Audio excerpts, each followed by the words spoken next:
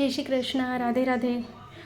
વૈષ્ણવ, આજે આપણે મોગરાનો પનો, મોગરાનું શરબત કેવી રીતે સિદ્ધ કરાય સરળતાથી એ આપણે જોઈ લઈએ. અહીંયા મેં અડધો કપ સાકર લીધી છે.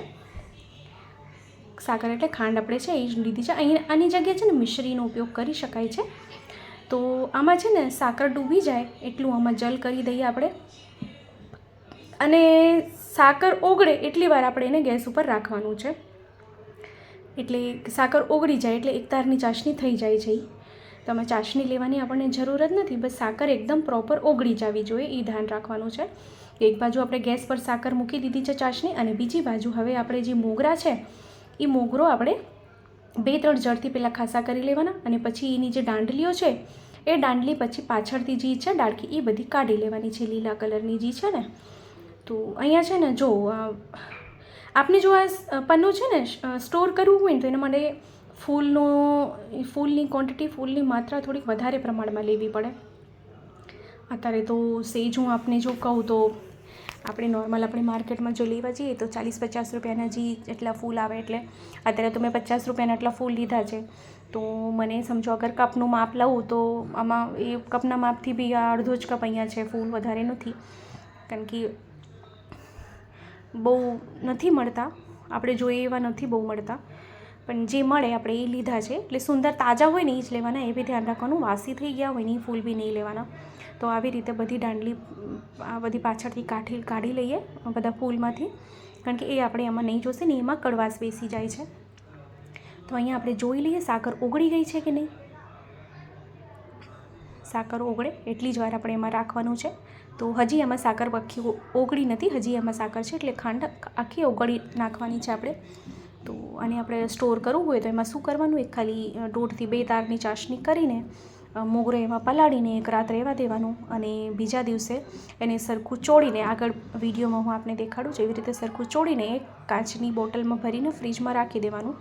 અને જ્યારે પ્રભુને ભોગ ધરવું હોય ત્યારે એમાંથી 2 થી 3 ચમચી આપણે જે પાત્રમાં ધરવું હોય એમાં પધરાવીને એમાં જલ પધરાવી દેવાનું.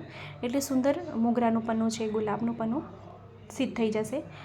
મેં ગુલાબના પન્નાનો વિડીયો આપ સાથે શેર કર્યો છે, પણ હજી આપને જો જોવું છે તો કમેન્ટ કરશો.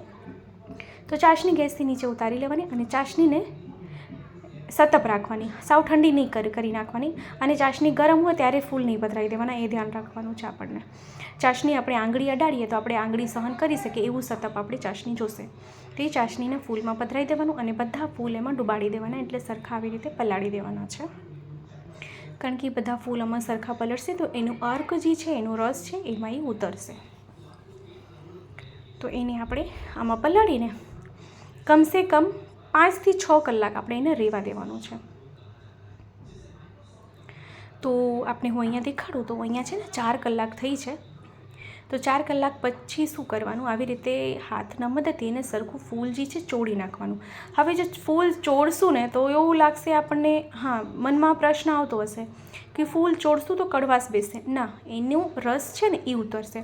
અને ફૂલ ચોળશું કારણ કે ચાસણી છે એટલે ફૂલ ચોળાશે નહીં સરખું, બસ હલકું એવું ટ્રાન્સપરન્ટ થઈ જશે. ફૂલ ચોળાશે એટલે ફૂલના જે પાંદડા આપને દેખાય છે આખા જ રહેશે. આપ અહીંયા જોઈ શકો ફૂલને, જે પાંખડીઓ છે બધી આખી જ આપને દેખાતી હશે, કેમ કે ચાસણી થઈ ગઈ છે ને, આ ખાલી જલ નથી, અને ઘટ થઈ ગઈ હોય ને, કારણ કે ખાંડ ઉગળી ગઈ હોય એટલે. તો સુંદર અહીંયા ચોળી લીધું છે આપણે. હવે એને આપણે જો અહીંયા બધી પાંખડી આપણે આખી દેખાય છે, આપ જો એટલું ચોળીએ છે છતાં આખી ખરાબ નથી થઈ જતી, મતલબ આખી તૂટી ફૂટી નથી જતી એમ. હવે આપણે એને ગાળી લઈએ.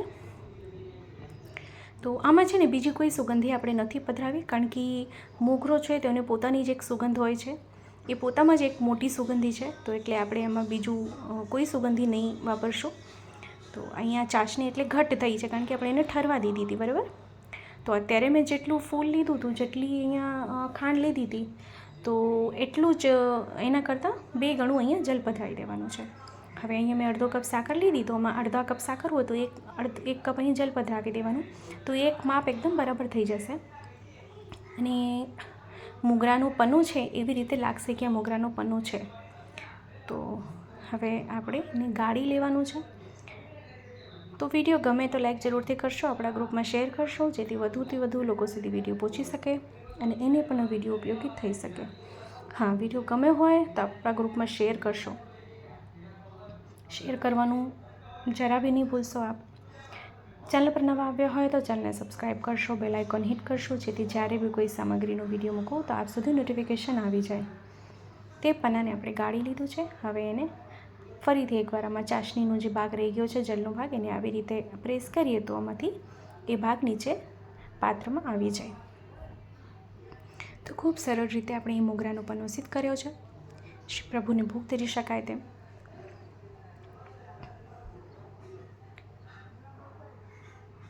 તો આપને કંઈ ના સમજાણું તો આપ મને ફરીથી કમેન્ટ કરશો, ચોક્કસથી આપને રિપ્લાય કરીશ.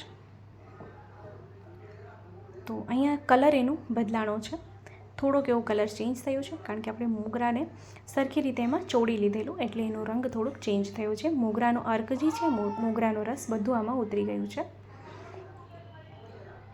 તમે મોગરાની 4-5 આવી રીતે પાકડી રાખી દે, એનાથી આપણે ખાલી એમાં સજાવટ કરી દઈએ તો ખૂબ સુંદર રીતે મોગરાનું પન્નું સિદ્ધ થઈ ગયું છે. આપ બી આ સિદ્ધ કરજો, શ્રી પ્રભુને ધરાવજો અને કમેન્ટ કરીને ચોક્કસથી જણાવજો કે વિડીયો આપને કેવો લાગ્યો છે.